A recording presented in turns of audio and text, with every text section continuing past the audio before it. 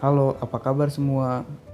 Nama saya Aldi Ramadhani Katim dengan NIM 15136200057 dan dosen mata kuliah Fisika 2 saya, Ibu Arum Setiawati. Materi yang akan kita bahas adalah yang pertama potensial akibat distribusi muatan kontinu, yang kedua potensial akibat dipol listrik, yang ketiga potensial akibat sekelompok muatan. Potensial akibat sekelompok muatan. Sekarang kita coba terapkan persamaan 24-27 pada sebuah dipol listrik untuk menemukan potensial di sembarang titik P dalam gambar 2410A. Di titik P, muatan titik positif pada jarak membangkitkan potensial dan muatan titik negatif pada jarak membangkitkan potensial. Maka potensial neto di P diberikan oleh persamaan 24-27 sebagai N muatan titik. Di sini adalah nilai muatan X1 dan R1 adalah jarak radial suatu titik tertentu dari muatan ke 1. Penjumlahan pada persamaan 24-27 merupakan jumlah aljabar, bukan jumlah vektor seperti jumlah yang akan digunakan untuk menghitung medan listrik yang dihasilkan dari sekelompok muatan titik. Di sini letak pentingnya perhitungan komputasi untuk potensial dari medan listrik.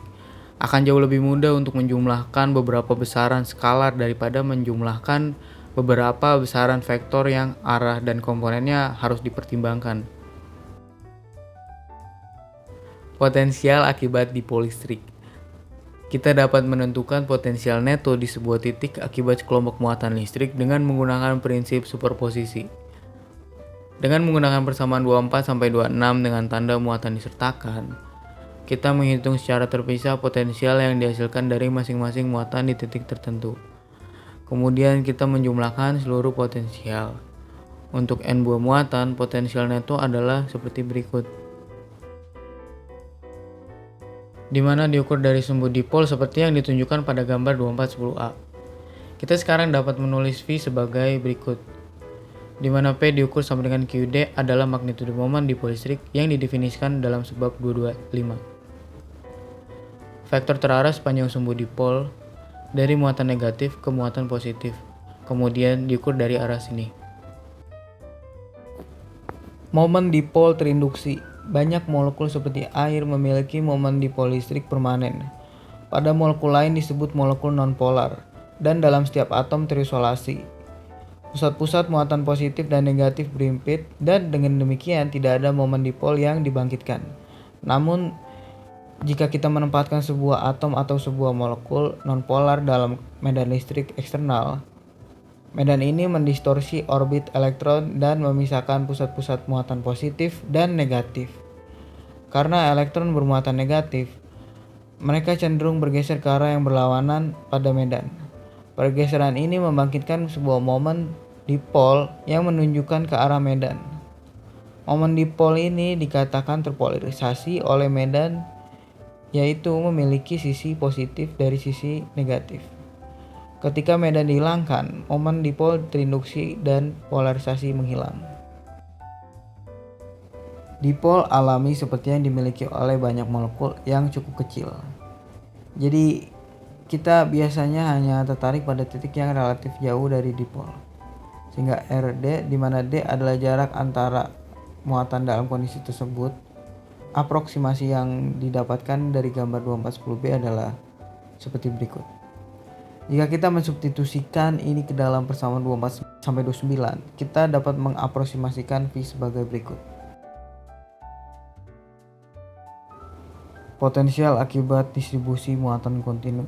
Ketika distribusi muatan Q adalah kontinu, seperti pada batang atau cakram tipis bermuatan seragam, kita tidak dapat menggunakan penjumlahan pada persamaan 24-27 untuk menemukan potensial V di titik P.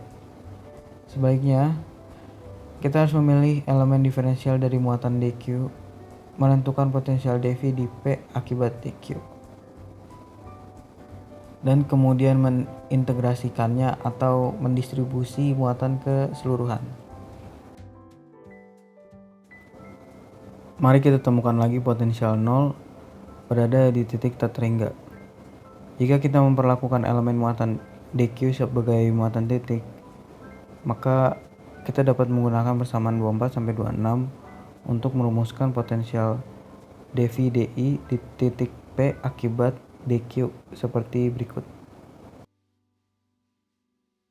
Dengan R adalah jarak antara P dan dq, untuk menemukan potensial total V di titik P, kita lakukan integrasi untuk jumlah semua potensial akibat elemen muatan seperti berikut.